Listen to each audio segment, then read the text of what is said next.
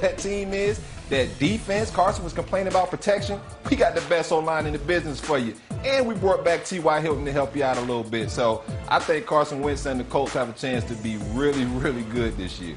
About 74% of the folks at home are agreeing with you, D-Hall. All right, Scott, this one's for you. Who has a better chance to unseat Aaron Rodgers atop the NFC North? Is it Kirk Cousins or new to the division, Jared Goff? Ooh, gosh, this is tough, but I'm going to go with Kirk Cousins on this one because primarily Kirk Cousins is surrounded with a better football team that is going to be able to do some things on both sides of the ball to give him a chance, again, to unseat Aaron Rodgers. Right now, Jared Goff's football team is not good enough, I don't think, to unseat anybody. But again, by the end of the day here, though, I really don't think that either team is going to be able to do it. Aaron Rodgers and his team is far too good. Scott, 70% of the folks at home agreed with you and say Kirk Cousins as well. All right, D-Hall, this question, a lot of implications here. I need you to think about this very carefully and intentionally. Who has better swagger, Baker Mayfield or Josh Allen? By the way, to me, you either have swagger or you don't, but proceed. Yeah, and both of these guys have swagger. Baker probably has more off-field swagger, but you got to give my boy Josh Allen all the swagger on the field. Bills Mafia, holla at me. Just the way Josh Allen has transformed his game. This was a dude who we said wasn't very accurate, couldn't make the plays. And then last year, he's in the MVP conversation. You know, I still think Cleveland Brown has to win a certain style of football game. Buffalo, they're going to throw it all over the yard to that guy right there. So I'm going with Josh Allen. Ooh, it must have been the Bills Mafia, because 53%, a close one, say that it's Josh Allen. All right, Scott, this one is all about coming up clutch. Who do you trust to have a fourth quarter comeback? Is it Kyler Murray or Justin Herbert? Ooh, I trust them both, but I'm going to go with Kyler Murray on this one, and there's two big reasons. I think in the fourth quarter, teams are getting tired, defenses are getting tired. He can make so many things happen with his feet. I think a few more things than Justin Herbert. The other thing is that he's got is D-Hop. And when you got D-Hop, you got a chance in the first quarter, the second quarter, third quarter, and the fourth quarter. So I'm going to go with Kyler Murray on this one. Scott, our people are not agreeing with you here. A little close, but 54% of our total access viewers say 54%. I want to vote for myself. No, it's their phone. I'm with their you, Twitter Scott. fingers going through. All right, D-All, here we go. Who are you most excited to see in week one? Trevor Lawrence, potentially, or Dak Prescott? I'm watching you, D-Hall. Who is it?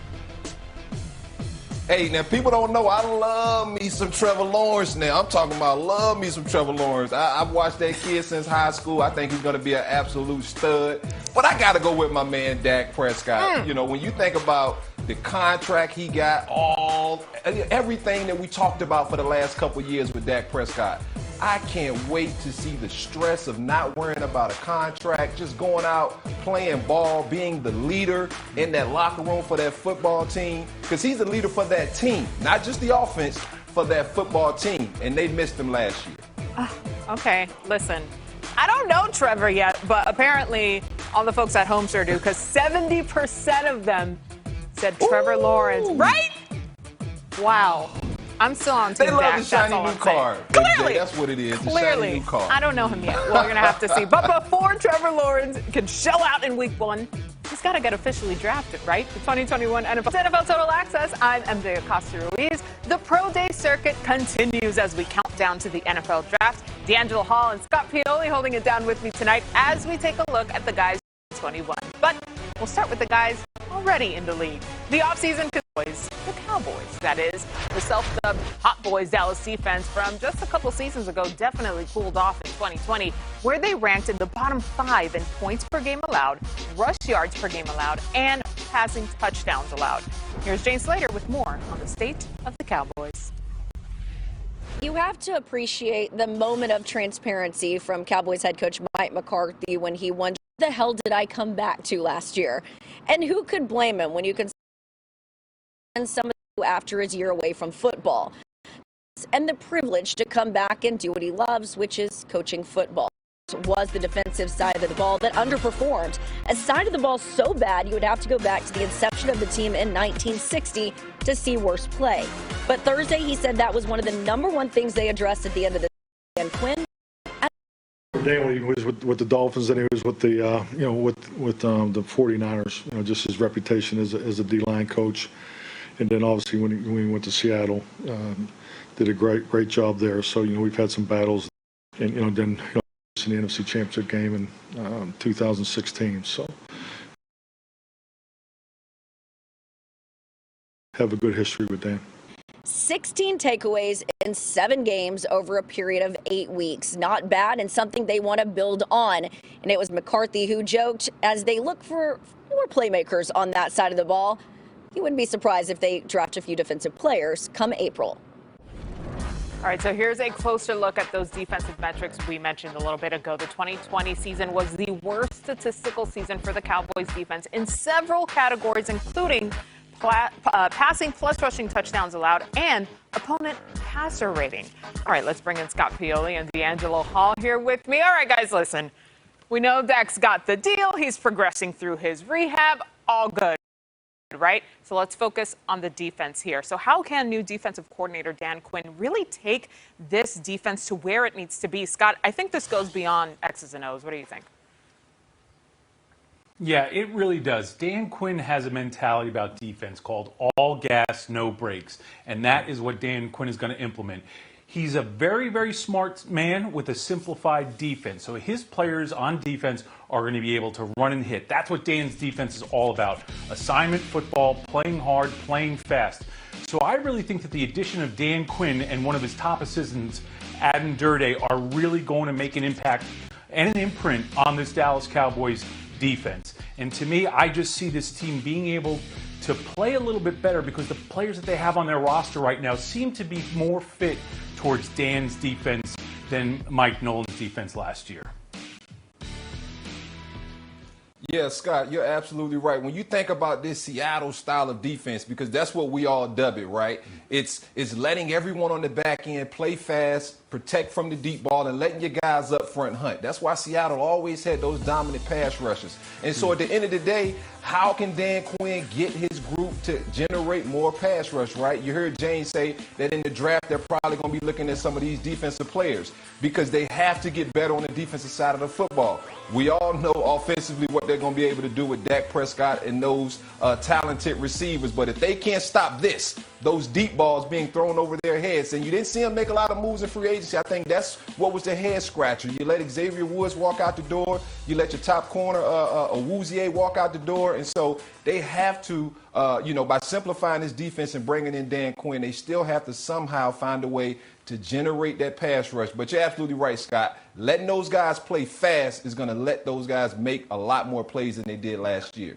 D-Hall, why are we always right here? I mean, listen, an area of emphasis there that Jane Slater pointed out was the amount of takeaways for the Cowboys defense in the latter part of the season there. Those 16 takeaways from Week 11 on were the most in the NFL. So they have an exclamation point there, like you mentioned, in Dak, Zeke, the receiver core. So the more the defense can get the ball back in those guys' hands, listen, the better it's going to be for Dallas. All right, guys, thank you.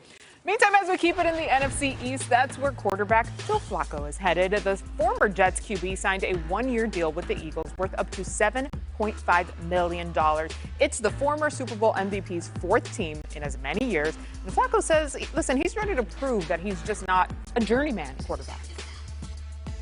Your goal as a football player is always to show people, around you that you can play football.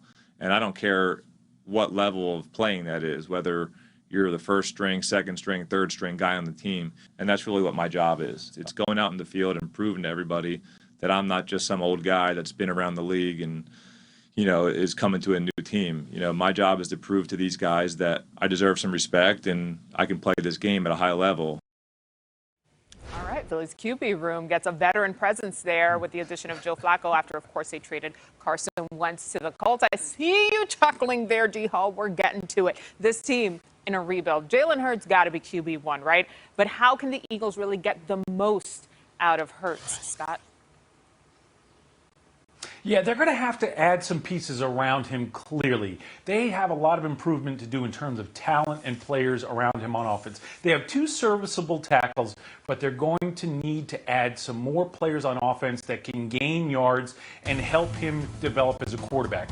To me, the biggest thing that they're going to have to get out of Jalen Hurts this year is progress. Get him a lot of reps. Get him some, again, like I said, get some good players around him that can make him play safe. Allow him to hit on high percentage passes. So to me, the most important thing is, yes, they've got to get wins this year, but the biggest thing they've got to get out of Jalen Hurts this year is progress and signs for the team to see that he can be an NFL starting quarterback that wins games.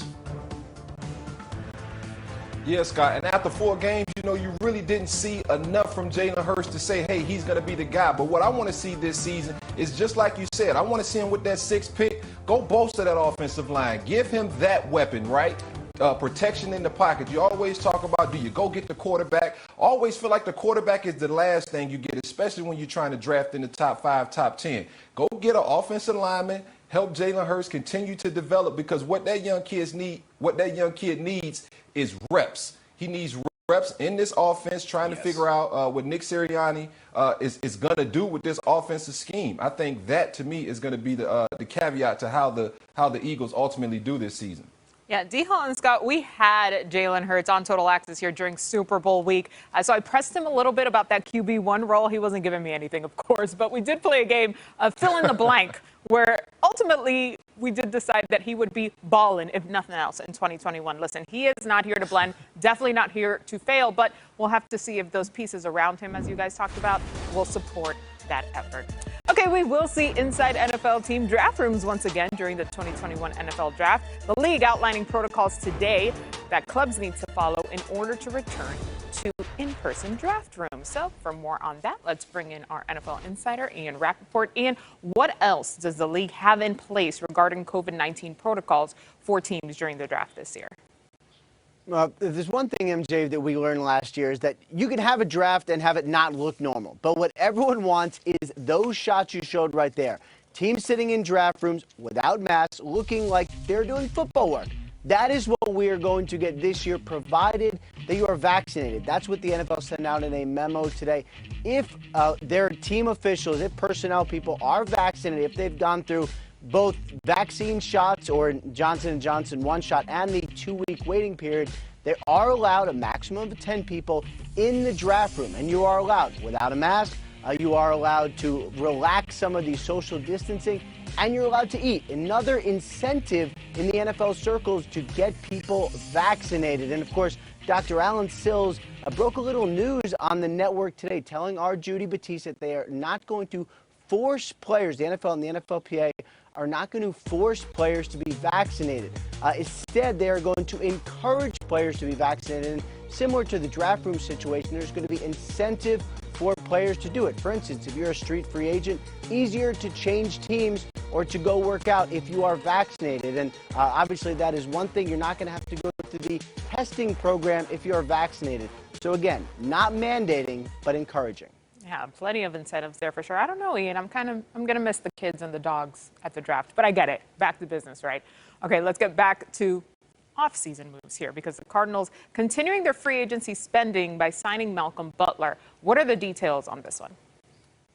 Yeah, the former Super Bowl hero gets to play now in the home stadium where he made the biggest play of his career, of his life, and really one of the biggest plays we've seen in a big spot. Malcolm Butler goes to the Arizona Cardinals. He gets a 1-year contract worth up to $6 million. And for the Arizona Cardinals, they had a corner who played really well last year, really well, which is to a huge price tag in Tennessee. And if there's one thing we've learned of the Arizona Cardinals offseason, the theme is they're adding veterans who have been there and done that, from A.J. Green, J.J. Watt, Rodney Hudson. Now Malcolm Butler joins the party in Arizona. All right, Ian Rappaport, thank you. Sure, Jason Oweh posting an unofficial 4.36, and linebacker Micah Parsons posting an unofficial 4.39. So since 2003, no player at the Combine has weighed 245 plus pounds and run a sub 4.40. I mean, are you kidding? So yeah, some of these, a little hard to believe for some folks, like Giants wide receiver Darius Slayton, who tweeted, Who timed y'all 40s? I need to redo my pro day and have them time mine. Listen, I get it. That's fair. For more on Penn State, here's Kim Jones with today's Pro Day Report presented by Verizon. Make no mistake about it, here at Penn State's Pro Day on Thursday, Micah Parsons was the headliner, and he's the best player. But it was Jason Oweh's day. Oweh was absolutely remarkable. The defensive end showing incredible explosiveness with an 11-2 broad jump, his best ever, he told me, 39.5 inches in the vertical jump, and a 4.36 40, a 4.36 40 for a 257-pound defensive end. All of those numbers are remarkable. Yes, he's raw, but the NFL teams know they have a lot to work with Oweh. Couple other quick notes. Defensive end Shaka Toney had a very nice day, helped himself. He had a good Senior Bowl. He built on that. And tight end Pat Freiermuth, he ran some routes. He's a crisp route runner at tight end. He's coming off shoulder surgery. He says he will be healed in plenty of time for the NFL. I remember not that long ago, a 4-5 was something to really celebrate. Still is, by the way, but the Nittany Lions showing off some defensive standouts today. D-Hall, what's your take on Jason Oweh there, the edge rusher? He comes in at number 33 on Daniel Jeremiah's top 50 draft prospects, by the way. Well, you know, like you heard Kim say, he's going to be a little bit of a project, even though this kid, when you watch him, I mean, he just jumps off the screen, right? You wish his tape did the same thing, and that's what coaches and GMs are going to have to try to figure out. How do we put this ultra-athletic guy in position to make plays? I tell you what, dude 6'5", 255 running 4.3, do not run on trees. I mean, do not grow on trees. And so I'm telling you, they're going to find a way to use this explosive football player. He's going to be somebody's gem. Didn't have any sacks last year, like I mentioned earlier, but he's just an explosive football player that I think game is built for the NFL level. Yeah, you can't teach what he's already born with, right? But the other Penn State defender catching attention, linebacker Micah Parsons, who comes in at number 10 on DJ's top 50. So what'd you see out of him, D-Hall? Oh, now Micah Parsons, he is the guy. And I'm not even going to talk. Let's put the film on. Let's watch it right now. Because this dude can do it all. Watch it right here. Shed a block. Uses his hat and hands. That's one thing a lot of young defenders don't do is use their hands. Shows the speed, getting off that block, going to make a tackle. Here, watch him slip this block. This is a big tight end trying to block him. He's able to get underneath that tight end, still chests up the ball carrier and tackles him. Here he shows you a little bit of that range, that 4-3 range, right? That little sideline to sideline. Runs down the ball carrier, makes another great play. Here, some of the explosiveness, right? Watch how he just, this is where you see 4-3. Boom. Just that fast, he's able to just locate the blitz and go. Here he is as a pass rusher. Show you a little something. Move kind of like Devin White, right? That's how Tampa's defense has grown so well, is when these inside linebackers can blitz. And so Micah Parsons is going to be a top 10 pick in my opinion. He opted out last year, but the talent is undeniable. He is the best linebacker on the board, guys.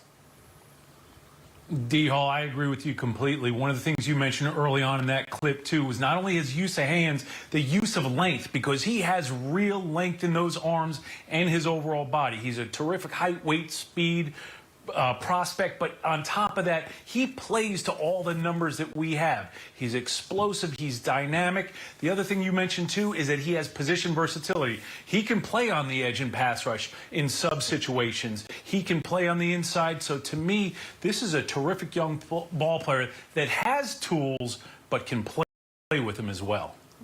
All right, Scott, let's go to the other side of the ball for a second here. What about the tight end, Pat Freiermuth? How'd you see him?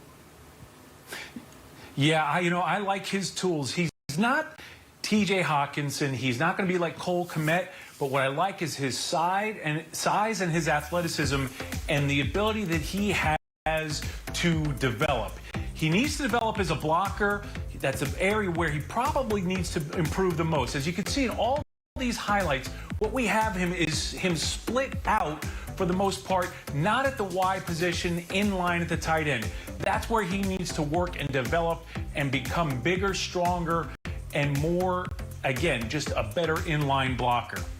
Listen, I love these pro days because you can really get into the nitty-gritty of what these guys, you see them from the starting point and then watch them evolve as they get into the NFL. It's very, very exciting. All right, we have more pro days and evaluations to go, guys. All right, Ole Miss holding its pro day today, headlined by receiver Elijah Moore, who ran an unofficial 4.34 40-yard dash. These crazy numbers continue, guys. Mississippi churning out speedy receivers recently as well. DK Metcalf, AJ Green. They reacted on social media. Look at AJ Brown, as expected. Titans don't mess this up. I see there, DK.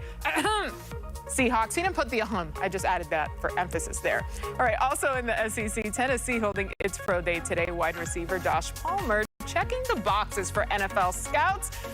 Look at that, 34-inch vertical, 4.51 on the 40. Unbelievable there. So we've got another big pro day coming up tomorrow on NFL Network featuring this guy. Zach waits a shotgun snap. Comes his way at his belt on a three-step. Steps up to the right and goes deep down the far side. It is Dax Milne makes the catch with another BYU touchdown. Wilson directed some traffic. Leaping tacklers. Wilson keeps it as a window, and Chevy's in for the score. Now shuffling to his right and goes in zone. Touchdown Cougars. Quarterback draw. 15-10 to the 5. A spin, a dive, and a score. Okay, guys, even my dad, who really doesn't follow college ball like that, he has Zach Wilson's pro day circled on his calendar there.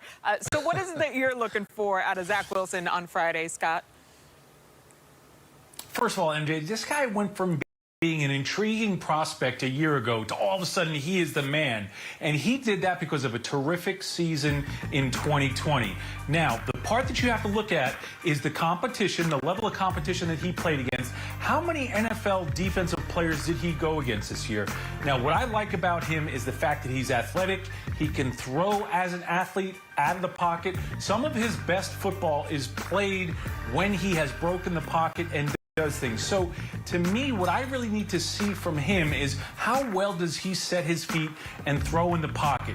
He has terrific accuracy, but I really want to see how well he can drive the ball with velocity and distance. Yeah, Scott, and you know, Zach has been working on this pro day, the routine, the workout, what he's going to do, the throws he's going to make for weeks. And so, for me, I'm not going to learn a whole lot about Zach Wilson at his pro day. Let's be honest. He's going to make every throw. He's going to look great. But when you put the film on and you watch this kid play, it's that Patrick Mahomes effect, right, that has everyone googly-eyed. It's the possibility of knowing this kid can be in trouble and find his way out of that trouble and make a great pass down the football field. And so for me, it's just really waiting to see Zach Wilson develop on the next level. What team does he go to?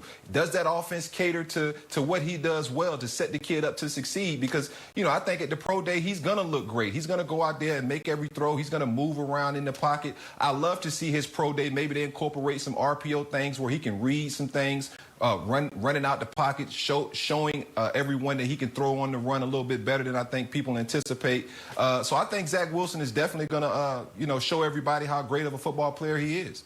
Okay, listen, for all of you watching at home, our guys don't throw around the Patrick Mahomes effect lightly. So definitely all eyes on Zach Wilson as he heads into his pro day. We will be watching. Here are the details for you on that. So pro days are here on NFL Network. The last chance for top prospects to show off their speed, strength, and their skills. Who will become a star on pro day to move on up on draft day? Path to the draft pro day. This week on Total Access, The Locker Room. As we turned onto Broadway in New York City, and there was like an audible gasp on the bus. Because Mike Robb, I've never seen anything like this in New York City. But as you looked down the Canyon of Heroes, the amount of people that were just mobbed on the sides of the streets and hanging out windows of the buildings. I mean, it was like something out of a movie. And then at the end, Mayor Bloomberg gave us all a key to the city. Wow. Supposedly it's a get out of jail free key, but it didn't really work for some people.